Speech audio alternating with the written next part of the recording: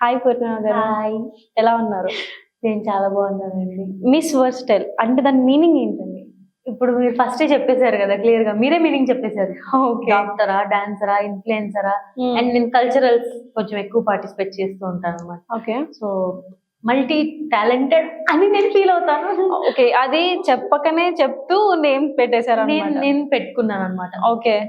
నాకు అదే సెట్ అవుతుంది. అంతమంది నేమ్స్ ఉంటాయి, మనకి మన మన మన క్యారెక్టర్ కి రిలేట్ అవ్వాలి మన నేమ్ అని నేను పెట్టుకున్నాను అనమాట ఆ నేమ్. ఓకే.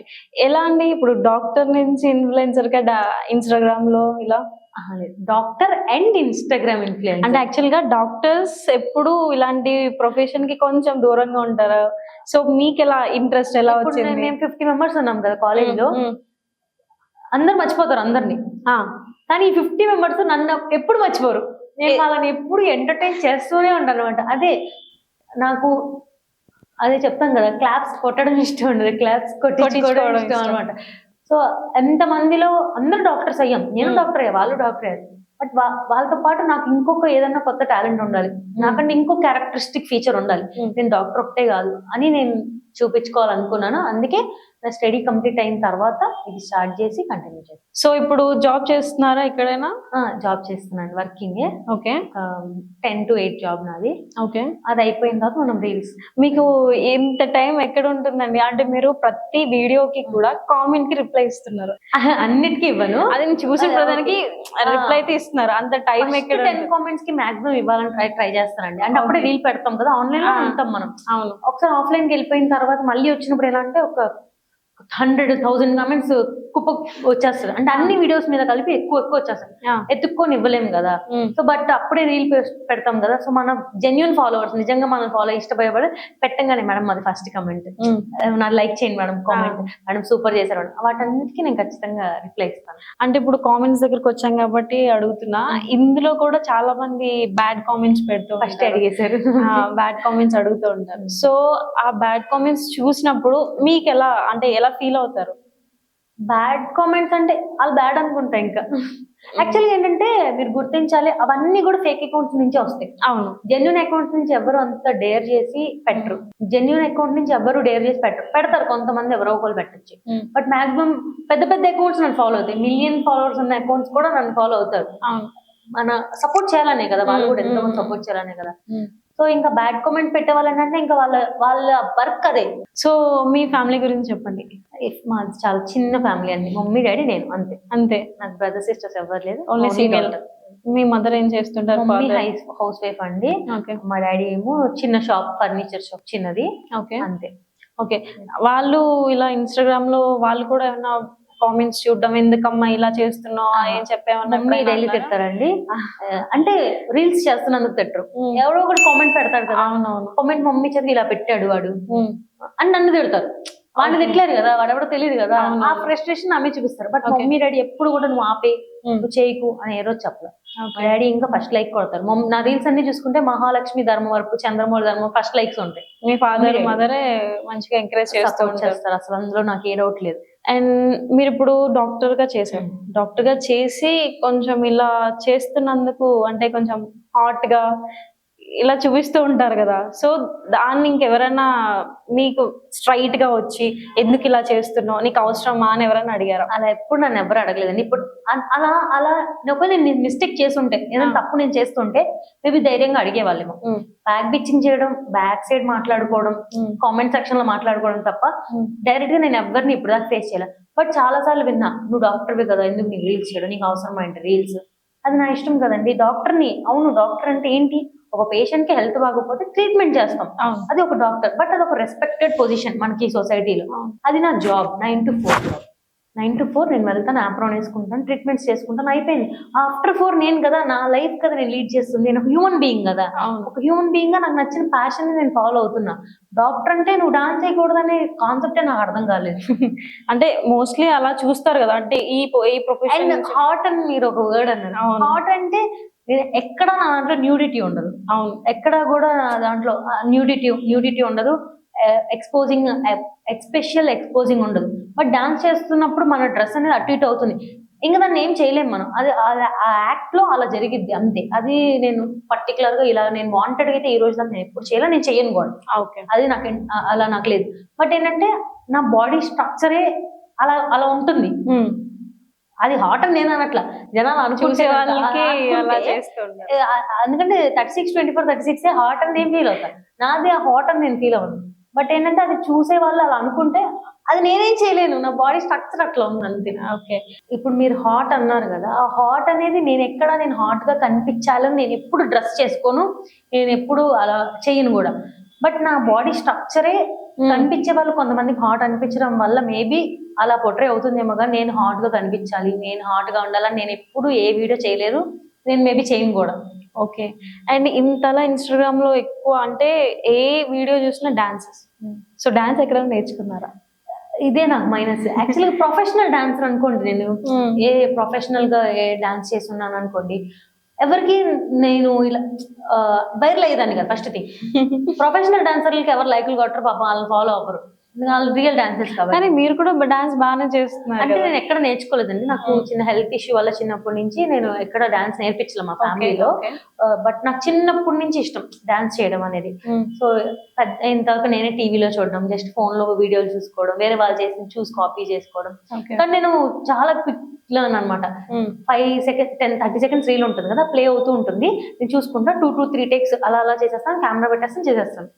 అప్పుడే అనుకుంటా నిజంగా మనం డాన్స్ నేర్చుకుని ఉంటే ఉండేదాన్నేమో, ఏడి కొరియోగ్రాఫర్, ఏడి జడ్జ్ అయిపోయేదాన్నేమో ఫీల్ అవుతా. అంటే ఇంతలాగా ఫేమస్ వచ్చింది. సో మీకేమన్నా ఇంట్రెస్ట్ ఉందా మూవీస్ మీద? ఇది ఒక క్లియర్ పాయింట్, మనం చేంజ్ చేద్దాం. ఇంతలా ఫేమస్ వచ్చింది అనేది అసలు రాలేదు నాకు ఇంకా.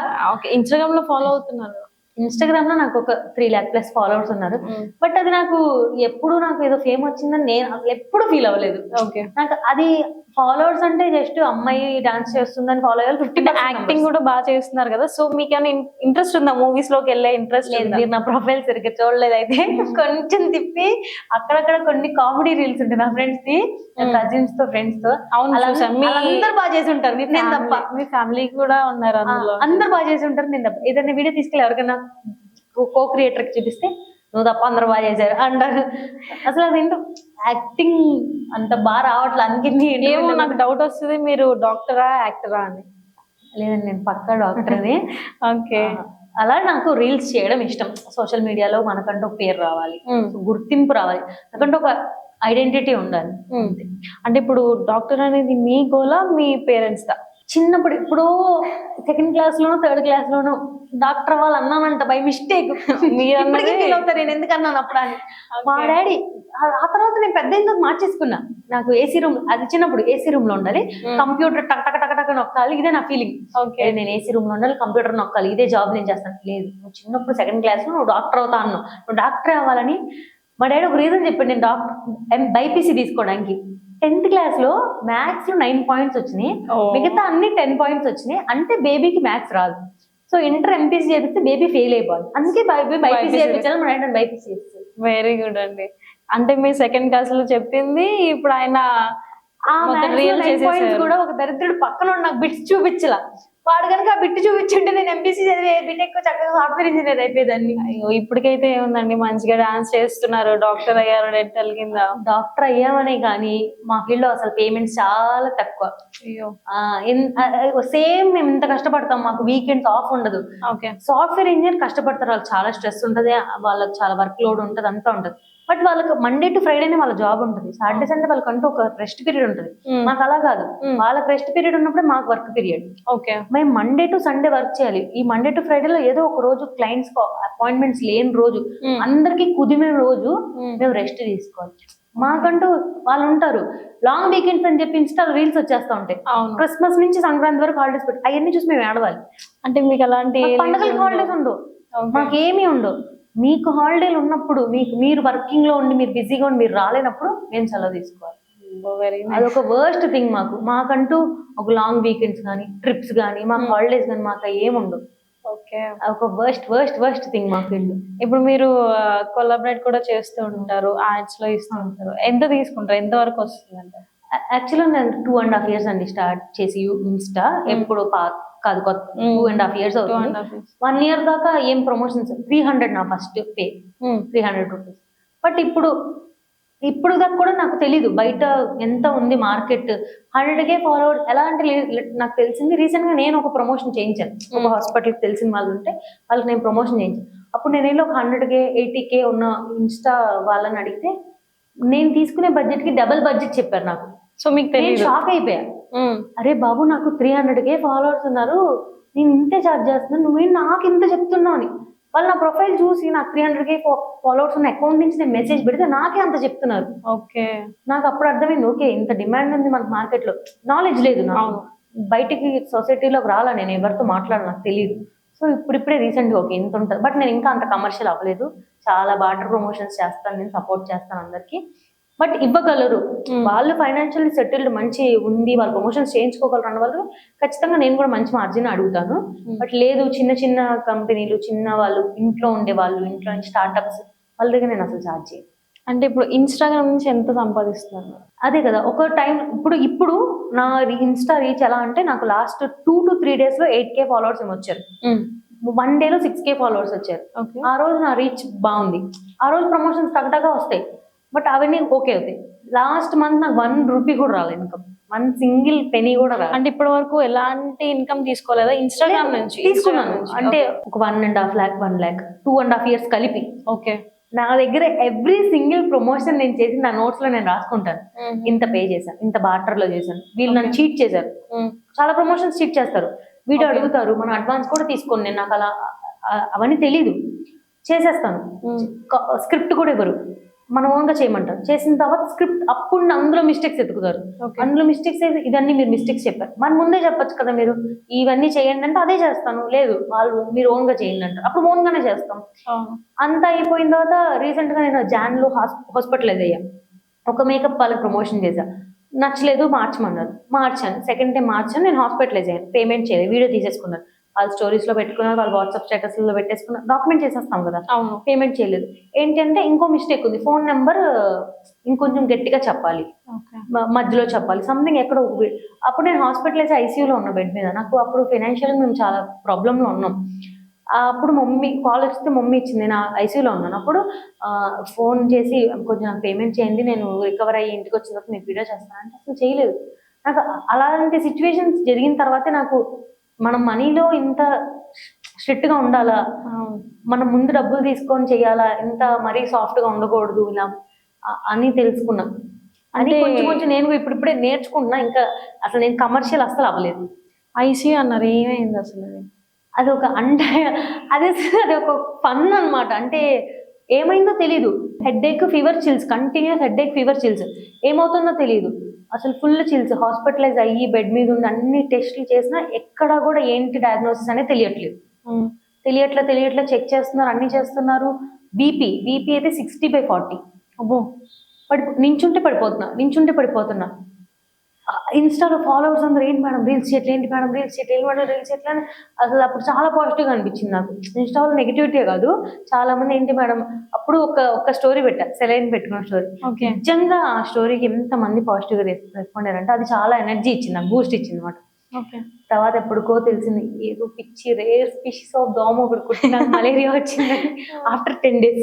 అయ్యో, తర్వాత క్యూర్ అయ్యాను. బట్ అప్పుడు నాకు అంత సివియర్ సిక్ అవడం వల్ల మనీ ఎంత నీడ్ మనకి అని నాకు కొంచెం ఇప్పుడిప్పుడే కమర్షియల్ అవుతూ ఉన్నా. సో ఇప్పుడు మీరు డాక్టర్ అవ్వకపోతే ఏమయ్యేవారు? నేను చెప్పానుగా, ఒక పెద్ద ఏసీ రూమ్ లో కూర్చొని మంచి సాఫ్ట్వేర్ మేనేజర్ అయిపోయేదాన్ని. మేనేజరా ఎవరో ఉంటారు కదా వాళ్ళు, వీళ్ళందరూ చిన్న వాళ్ళకి హెడ్ ఉంటారు, హెచ్ఆర్ అయిపోయి అసలు అల్లాడిచ్చేదాన్ని వాళ్ళందరినీ. ఓకే, అండ్ మీ గోల్ ఏంటి? నాకు ఓన్ సెటప్ పెట్టుకోవాలి, ఒక హాస్పిటల్. ఓకే, ఎలా అంటే ఆ హాస్పిటల్లో ఒక పెద్ద రూమ్ హాస్పిటల్ ఉండాలి, ఒక రూమ్ మొత్తం ఒక డాన్స్ ప్లేస్ ఉండాలి అనమాట. అంటే 2 ఉండాలి, ఒక కాస్మెటిక్ క్లినిక్ ఉండాలి, డెంటల్ క్లినిక్ ఉండాలి, ప్లస్ ఒకటంతా ఒక డాన్స్, నేను రీల్స్ చేసుకోవాలి.